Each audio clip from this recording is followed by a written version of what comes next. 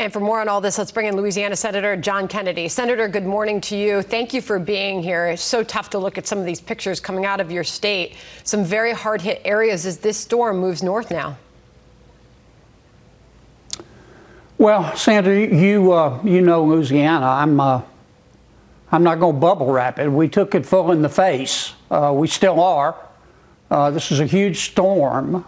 Katrina was about 400 miles wide. This one was like 500 to 600 miles wide. It's in central Louisiana, headed towards Shreveport, North Louisiana, then into Arkansas. We've had one death. I hope that's all we have, but we've got search and rescue out. The surge wasn't as bad as we thought, but the wind was as reported. Based on past experience, we'll have billions of dollars of damage. The toughest part is yet to come.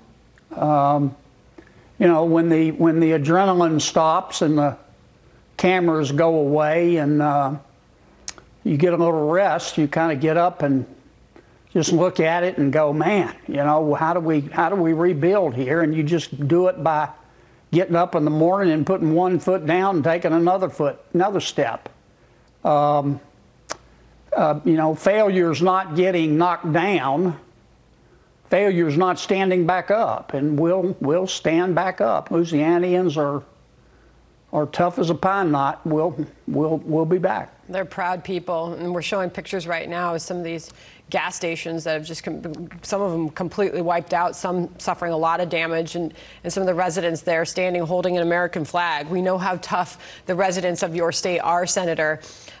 You referenced the one death. It was a 14-year-old girl. A tree fell on her family home and killed her. The governor just making that announcement a short time ago. We spoke to the Army Corps of Engineers at the top of this hour. They're in New Orleans. We talked to the Major General. She had they have not had a chance to fully assess the damage yet, but they will in the coming hours and days. We talked to the FEMA director at the top of the 9 o'clock Eastern Time hour. He believes that they have all the resources to effectively respond to the damage that we've seen so far. The president's going to be meeting at FEMA headquarters later today. What do you need to see as a response to what you have seen so far in the state of Louisiana, Senator? We've received everything we need so far, Sandra. The White House has been great. Talked to a number of cabinet officials yesterday. The storm, you know, it still hasn't left Louisiana. It's just moved inland, and it's going to head up to Arkansas. We'll need some assistance rebuilding. I know that. It'll be a while before we can assess the damage. My biggest worry right now is loss of life. We've got a lot of search and rescue missions going on.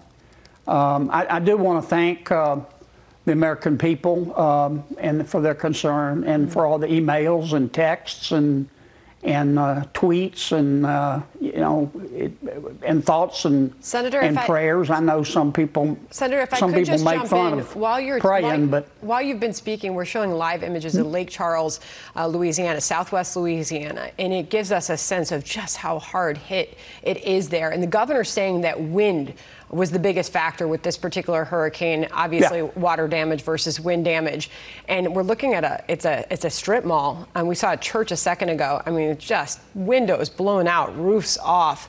A lot of destruction there, Senator. I don't think you can see this at the same time of us, but these are live pictures that are just coming into us now.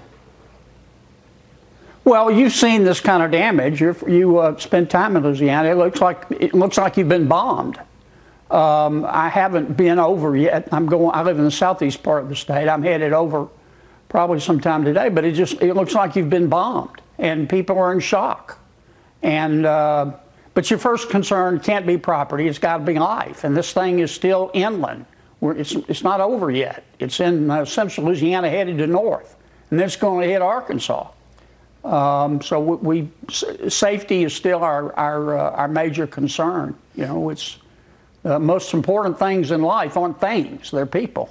And Senator, having lived through these storms, you and I both, you know that there are people who decide to ride them out. They decide to stay in their homes. They don't seek shelter. They don't move north. What can you tell us about the percentage of residents that did and were able to evacuate the area before this storm hit? I think we got most people out. I talked to the governor yesterday morning. We had buses for those who couldn't drive. We put people up in the hotel rooms. There were some people who stayed in Holly Beach. I don't know how many. I talked to the sheriff down there. He was going door to door and begging people to leave. I think some people stayed. I hope they're okay. But look, I know the instinct is always to stay and protect your property, but the best thing to do is when one of these things comes is just run like hell. I mean, I've been through them too many times. And I hope most of them people ran like hell, but I know some stayed behind, and that's why we have search and rescue going on right now. And we will continue to get an update on that situation on the ground, just getting an idea of how hard hit Lake Charles is. As you mentioned, this storm continues to move north. Senator, thank you. Our best to the people in your state. Thanks, Andy. Thank you.